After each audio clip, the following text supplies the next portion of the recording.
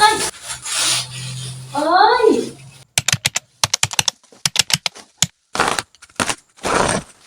Finally, after kong maisip to ng mga 100 beses, nakuha ko na din tong in-order ko online. Actually mga mamis, matagal na to sa aking cart, almost 2 months na din. Hindi ko lang talaga siya ma-place order kasi ang dami kong doubt kasi ito ay very fragile talaga. But after reviewing the product and then sa shop na pinag-orderan ko, nakita ko talagang super safe silang magbalot. Tingnan nyo naman, meron pa tong makapal na parang plywood dito sa gilid. At lahat ng side ng product na to, meron siyang styro, which is very good. Pa-hands up talaga ako dito kay seller dahil talagang sobrang secured yung product mo na marireceive mo, walang damage, complete yung parts, sobrang secured at syempre sobrang ganda ng quality. Ako kasi talaga mga mamis, yung tipo ng tao na kapag aalis ng bahay, tinitignan ko talaga yung buong sarili ko kung maayos ba yung suot. After ko tong ma-unbox mga mamis, pinunasan ko na din to para malinis na malinis talaga yung salamin. Ganito nga pala yung likuran niya mga mamis, meron siyang parang pinakatukod para kung gusto na ilalagay lang sa may floor ay pwede siya, hindi siya magalaw. At meron din siya yung para sa wall kung gusto na nakasabit lang siya sa wall. So kung naghahanap kayo ng salamin at gusto nyo nakikita yung buong sarili nyo, pwede nyo i-consider to. Mas mura to kung bibili nyo sa online. Ilalagay ko na lang din yung legit shop na pinagbilan ko nito para secured yung dadating sa inyo.